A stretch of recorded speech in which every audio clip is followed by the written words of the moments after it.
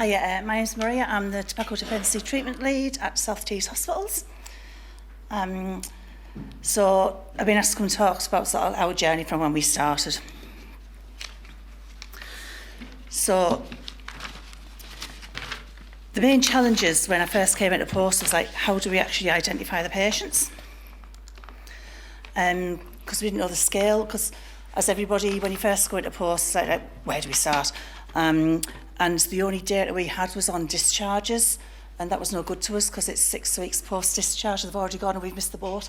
So it was like, how do we identify these patients on admission when we've got no electronic way of measuring them, and you have to physically go on the wards and find them, which obviously sort of slows you down. So we didn't have any electronic system. The previous smoking cessation teams were on fixed-term contracts, so they've come in, they've gone, they've come in, they've gone, and we've come in, and they didn't know we were staying. So there was a bit of lack of enthusiasm on the wards. No pathway followed for admissions. There was one in the organisation, but it's just been left to fester and nobody's picked it up again because the teams that have come in have gone and left it to the staff. So, and there was no systematic way of an onward referral. It was like hitty-missy, and we didn't know who was getting referred or not. And we had an EPR coming in, so that's something that was in our mind that we had to do. And I know a lot of people hate data. I'm sorry, I'm a freak. I really, really like data. And my background, I'm a nurse by background. I've been clinical audit complaints. I've done quite a few sort of managerial roles within the corporate. And obviously my clinical audit head was like, right, I've got to make an actual data submission. What do I have to think about, and what do we need to do on that submission? And how do I actually show that the service has had an impact?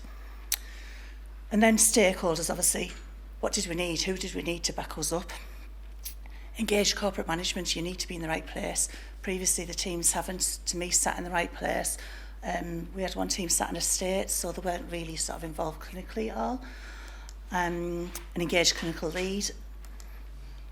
Business intelligence unit, obviously, sort of to help you with your data, because we do need to make the national submissions and find out how well we're doing. Clinical staff engagement, massive. And a lot of them obviously are like, oh, you're back again, how long are you staying for? Is that something we're going to have to pick up when you go? So how did we do it?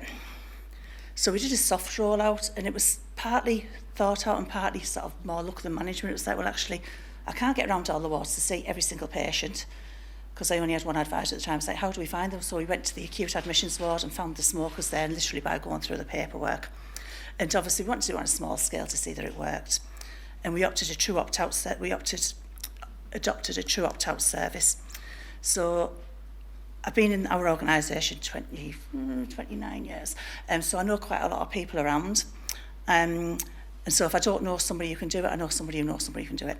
So I found in our CAMIS, our e-CAMIS system, that's how we record all our patients coming in and out.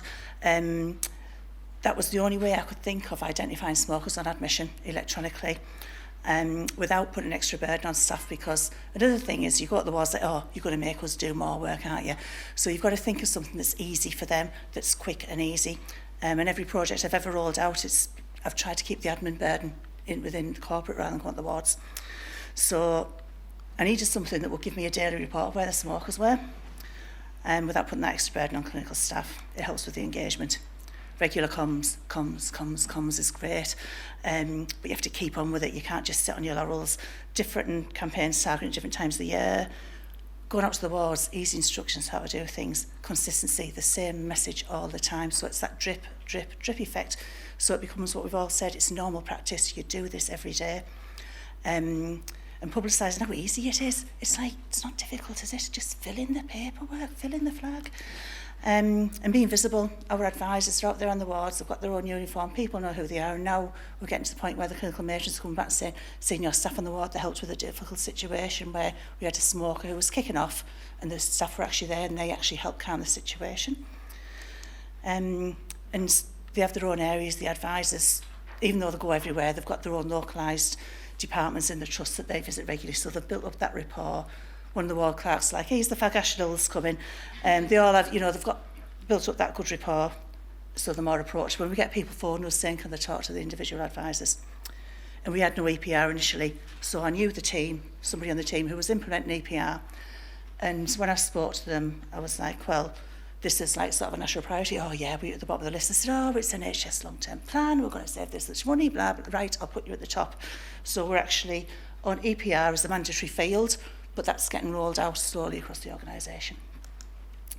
Oh gosh, I didn't think I had that much to say. And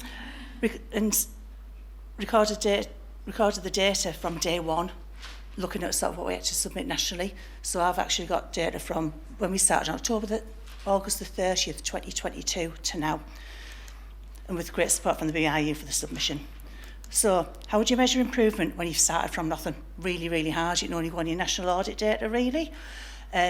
So prior to us coming to post, nobody was automatically referred to the service because we weren't there. So yay, 100% already. Not really recorded before about pharmacotherapy. Again, it's offered to every patient we see. Yay, 100%, tick. Referred to community, offered to 100% of patients that we see. Again, not recorded before, but it was very rarely done, and the community numbers have gone up and up and up since we've took over, so it's quite a big increase for us. And every patient's offered that, and we get consent at that time so that we don't have to go back and ask them. We've got consent. Previously, only 10% of the patients are sent home with NRT, and that's from the national audit.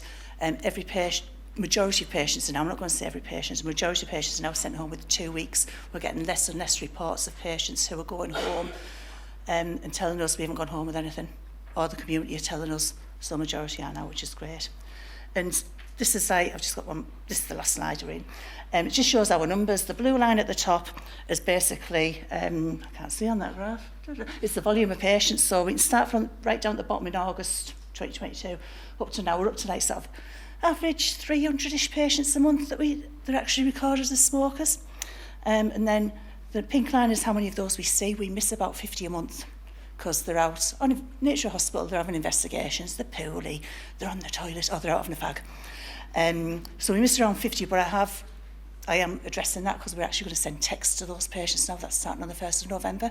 Send a text out to those patients, offering them support if you want it. That's who you ring. And then we've got sort of the accepts and the declines, which are out the same, but we tend to have a lot of declines, and the accepts, a lot of them are abstains, like we mentioned before. But it's actually on that upward trajectory, and I'm really pleased with that. So yeah, sort of from nothing to now, I don't think we've done that bad. I'm really quite proud of the service and what like the team have put into it, and that comes from having the management support, clinical support. Actually, the peer network is fabulous. It's like sort of this big family that we've got. I love it. And getting ideas from all you guys as well. We've got a true opt-out approach. Sort of, you identify as a smoker on admission. We see you, whether you say you want to or not. We see it, and you opt out at that point. So our like referral rate's 100%. Yeah, it's doing really well. We're all happy. We love it.